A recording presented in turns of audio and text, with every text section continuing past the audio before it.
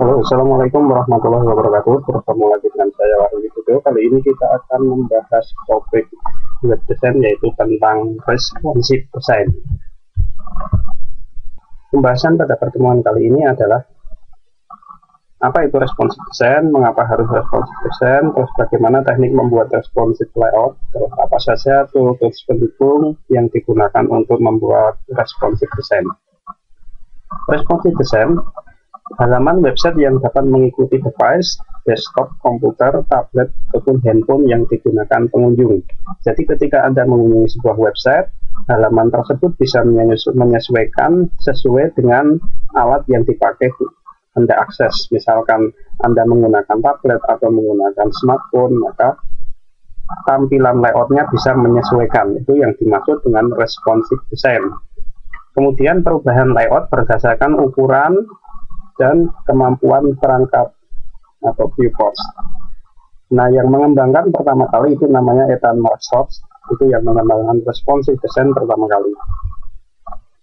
Mengapa harus responsive design? Website yang lebih mobile friendly itu lebih disukai oleh mesin pencari. Jadi sejak April 2000 tanggal 21 April tahun 2015 kalau nggak salah, Google mengeluarkan sebuah algoritma, yaitu sebuah website itu akan lebih diprioritaskan apabila dia sudah support multiple device. Jadi misalkan dia sudah resolusinya sudah bisa menyesuaikan gadget yang dipakai untuk mengakses user, maka akan diprioritaskan pada mesin pencari. Jadi algoritmanya Google sendiri yang melakukan pengembangan tersebut. Nah, mengapa harus responsive design? Jadi sekitar tahun 2017, ya, ini data statistika.com Agustus 2017, 52,64% pengguna internet itu menggunakan mobile device. Nah, ini untuk wilayah Asia 65,7%, Afrika 63,55%, kemudian global 52,64%, Amerika Utara 42,41%, dan seterusnya. Ini rata-rata menggunakan mobile device. Jadi lebih sering menggunakan smartphone bukannya dibandingkan dengan menggunakan laptop, karena dengan menggunakan smartphone itu bisa dibuka, diakses dimanapun berada. Kemudian alasan selanjutnya adalah yaitu masalah user experience atau pengalaman pengguna. Jadi sebuah layout website itu dibuat semacam senyaman mungkin pengguna untuk mengunjungi situs Anda dengan perangkat mobile yang mereka miliki. Sebagai contoh, ini gambar di sebelah kiri ini gambar yang sudah responsive design. Jadi menunya ini kalau diklik maka dia akan melakukan drop down list ke bawah. Tetapi sebaliknya kalau yang sebelah kanan ini tidak responsive design karena menunya tetap melebar, masih seperti tampilan desktop. Jadi pengguna akan lebih kesulitan yang sebelah kanan. Untuk melihat menu-menu sampingnya dia harus scroll ke kanan. Padahal kalau untuk smartphone itu lebih nyaman scroll ke bawah. Selanjutnya, algoritma Mobile Geddon tahun 2015, Google itu memperbaiki pencarian Google pada perangkat mobil.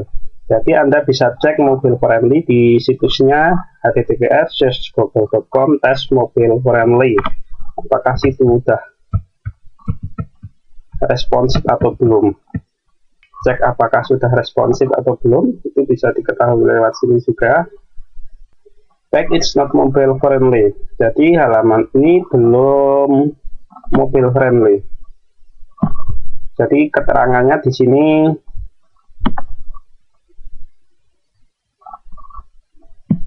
ini viewport tidak diset tag too small untuk dibaca, tagnya terlalu kecil untuk dibaca, klik element to close together. Jadi ini ada 3 masalah yang harus diperbaiki supaya bisa disebut halaman tersebut mobile friendly. Jadi ketika dia memberikan hasil tesnya tidak mobile friendly, maka ada alasan-alasan yang harus diperbaiki supaya bisa kedetek mobile friendly.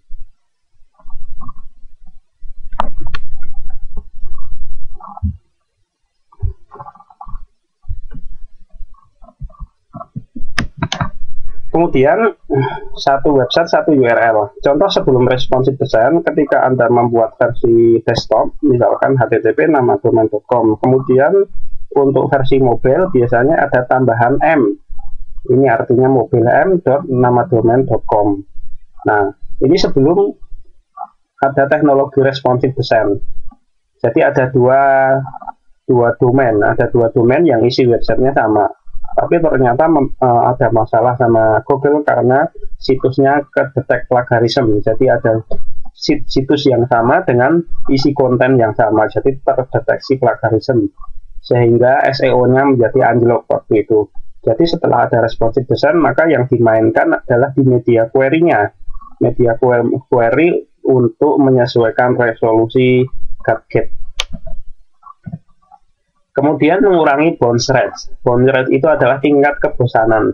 Pengunjung tidak betah berlama-lama di website Anda karena berbagai faktor, misalkan tidak cocok ukuran pixel gambar, layout berantakan, navigasi susah. Jadi cepat bosan. Semakin tinggi bounce rate-nya, maka SEO-nya semakin anjlok. Bounce rate itu tingkat kebosanan. Misalkan buka sebuah website cuma sebentar, habis itu ditutup lagi. Maka website tersebut memiliki nilai yang bounce rate yang jelek di mata mesin pencari. Kemudian menghindari duplikasi konten. Jadi duplikasi konten berakibat menurunnya peringkat dari mesin pencari. Ini algoritma Google Panda tahun 2011. Nah, ini dulu kita membuat seperti ini tahun 2010. Setelah muncul algoritma Google Panda tahun 2011, maka websitenya menjadi jatuh rating SEO-nya. Nah, teknik membuat responsive layout itu ada dua cara, yaitu dengan menggunakan CSS framework, bisa menggunakan Bootstrap atau menggunakan Metro UI. Nah, itu sudah support dengan responsive design. Yang kedua, kalau kita desain sendiri, maka dengan menggunakan media query. Media query merupakan sebuah teknik CSS layout yang dapat digunakan oleh desainer untuk membuat sebuah tampilan layout berbeda untuk setiap device atau setiap perangkat. Nah, kegunaan media query untuk mengubah style set berdasarkan lebar, tinggi yang kita tentukan. Cara penggunaan media query yang pertama adalah pada bagian HTML ada meta name viewport. Nah, ini yang tadi dideteksi, kalau yang di situs yang kita tadi tidak ada, jadi ada meta name viewport. Viewportnya tidak diakses di dalam tag hit untuk membaca resolusi web. Jadi untuk membaca resolusi lebarnya, lebar resolusi yang dipakai oleh user berapa sih, maka meta name viewport ini yang akan mengatur. Nah, bentuk script lengkapnya seperti ini: meta name viewport, content, with device, weight, jadi initial, scale 1.0. Tag meta name viewport bertugas membaca resolusi width, jadi resolusi lebar device yang dibuka oleh user. Kemudian konten with device weight yang akan men-set ukuran resolusi device, sedangkan initial scale 1.0 untuk menginisialisasi tanpa pembesaran. Kemudian untuk mengantisipasi user membuka dengan browser IE versi 8 ke bawah, maka ada tambahan di dalam tag head adalah ada media query CSS3 media query JS googlecode.com SVN trans CSS3 media query JS. Jadi untuk mengantisipasi misalkan ada user membuka di Internet Explorer yang versi 8 ke bawah, dia belum melakukan update, maka ini ada tambahan script seperti ini digunakan untuk mengkonversi supaya bisa tetap responsive design. Kemudian ada orientation. Orientation ini digunakan untuk memberikan kondisi device orientation. Jadi kadang kita membolak-balik ini ya, perangkat HP yang kita pegang, kadang berdiri, kadang rebahan seperti ini. Nah, maka ada media query orientation. Nah, ini link real still set media orientation. Jadi orientation portrait itu kalau posisi HP-nya itu tegak, kemudian kalau orientation landscape itu kalau posisi HP-nya horizontal. Nah, nanti didefinisikan sendiri portrait CSS, landscape CSS. Jadi ada pendefinisian bagaimana kalau portrait tampilannya seperti apa, kalau landscape seperti apa. Jadi kita atur sendiri. Kemudian contoh sintak media query seperti ini. Misalkan di sini ada body pada bagian tampilan konten itu lebarnya 1024 pixel. Kemudian kita menginisialisasikan menggunakan media query, contohnya seperti ini. Ini kalau untuk resolusi tablet, jadi minimal lebarnya adalah 768 pixel dan maksimal lebarnya adalah 991 pixel. Maka di sini didefinisikan lagi kalau ukuran bodinya menjadi 768 pixel, jadi terreduksi dari yang 1024 pixel jadi 768 pixel. Kemudian media only screen and min width 480 pixel dan maksimal width-nya 767 pixel. Ini untuk CSS yang pada bagian versi mobile. Maka ukuran lebarnya juga disesuaikan menjadi 480 pixel. Kemudian inisialisasi CSS spesifik pada setiap layout. Jadi ada ukuran layarnya, minimal lebarnya berapa, maksimal lebarnya berapa, ini untuk tablet. Kemudian untuk web mobile CSS, ini juga didefinisikan lagi, minimal lebarnya sekian, maksimal lebarnya sekian. Cara ini menggunakan file CSS berbeda untuk tiap layout. Aturan media query ditulis pada tag link. Nah, parameter media query ini ada beberapa. Jadi ada minimal lebar, maksimal lebar, minimal tinggi, maksimal tinggi. Kemudian ada orientasi, orientasinya portrait apa landscape. Jadi yang megang HP-nya apa posisi berdiri atau posisi tidak berdiri. Kemudian ada beberapa alat yang digunakan untuk membuat responsive design. Nah, ini kita tinggal drag and drop elemen disediakan dan nanti akan terbentuk sendiri menjadi HTML CSS. Nah, ini salah satu fitur kemudahan. Tool kemudahan akan menggunakan front CSS. Ini kita tinggal drag and drop untuk membuat sebuah layout yang responsif. Jadi nanti sudah dikonvert ke halaman sendiri. Nanti sudah dikonvert dalam bentuk HTML dan CSS. Screen query as ini saya akses sudah tidak bisa ini. Kemudian view portrait size. Jadi alat berbasis browser yang digunakan untuk menguji web responsif. Kemudian Opera Mobile Classic Emulator. Nah, ini alat berbasis browser yang digunakan untuk menguji website responsif. Jadi sebuah website kalau kita sudah mendefinisikan media query beberapa CSS tadi, kita uji lagi tampilannya kalau pada resolusi ini seperti apa. Nah, itu bisa menggunakan emulator, tidak harus menggunakan handphone beneran.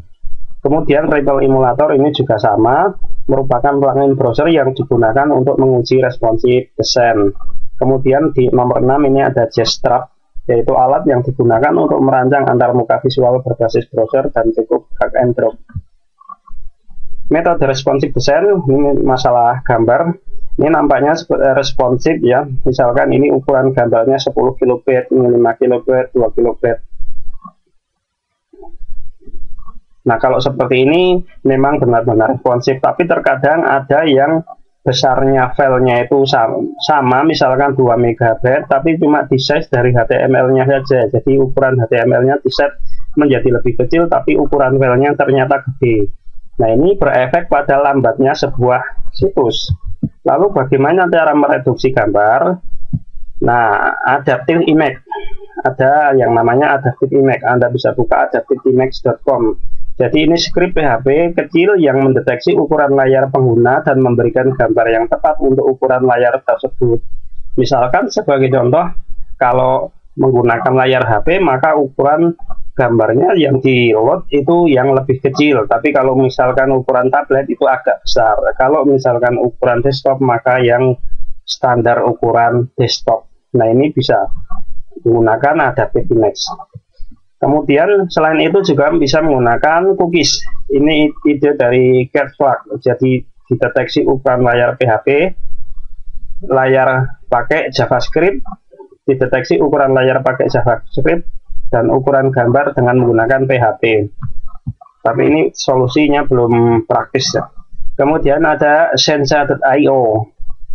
Ini menyediakan API yang memiliki satu set fungsi yang memungkinkan fleksibilitas atas output. Kemudian ada HTML Picture Element, sebuah elemen baru yang disebut picture, diusulkan agar memungkinkan kita untuk mengatur berbagai sumber gambar dan juga mengacu pada breakpoint sumber gambar yang harus disajikan. Kemudian responsive image, ada picture file. Nah, ini ada picture file JavaScript library yang dikembangkan oleh Scotgel. Ada plugin juga. Nah, untuk menggunakan WordPress bisa menggunakan PB responsive image atau WP responsive image, simple responsive image, picture file WP. Nah, itu beberapa plugin yang digunakan bagi pengguna WordPress. Kenapa kok image itu penting untuk responsif? Karena image itu berpengaruh terhadap lambat atau tidaknya sebuah situs. Jadi kalau situsnya yang dibuka menjadi lambat, secara otomatis dia peringkatnya pada mesin pencari juga akan turun. Kalau peringkat pada mesin pencari turun, maka desain web yang Anda buat tidak akan dikunjungi oleh pengguna. Itu resikonya. Selain itu ada focal point, jadi kerangka kerja memungkinkan pengembang untuk mengcrop gambar dan mengontrol fokus pada titik fokus untuk responsive design. Jadi ini murni dengan CSS, hanya menyembunyikan dan menampilkan gambar sesuai ukuran layar. Nah, ini alamatnya ada di github.com, Adam Bradley Local Point. Nah, ini ada beberapa tugas membuat responsive design pada halaman layout. Kemudian ini ada tugas membuat responsive design yang linknya ada di sini. Ini belum responsif, nanti Anda buat responsif. Kemudian setelah itu Anda uji dengan emulator. Pastikan semua elemen layout web sempurna pada semua resolusi. Misalkan tampilan menunya seperti apa pada resolusi sekian, kemudian headernya apa.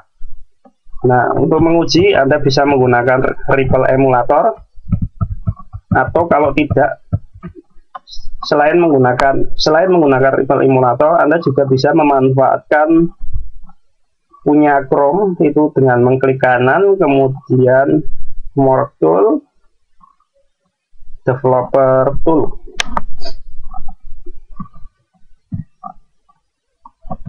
Nah, di sini ada Toggle Device Toolbar. Nah, ketika Anda klik di sini, nah ini juga bisa menguji, ini bawaan dari browser Chrome.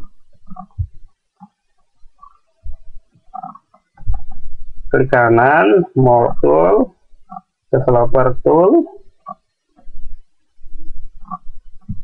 Nah, ini di sini klik di bagian sini. Nah, ini untuk Moto G4, ini ada, ini lebarnya 360, ini tingginya 640. Ini juga bisa di portrait atau landscape dengan mengklik ini. Nah, ini posisi landscape. Kalau ini posisi portrait. Kemudian selain itu Anda juga bisa melihat lagi ini contoh-contoh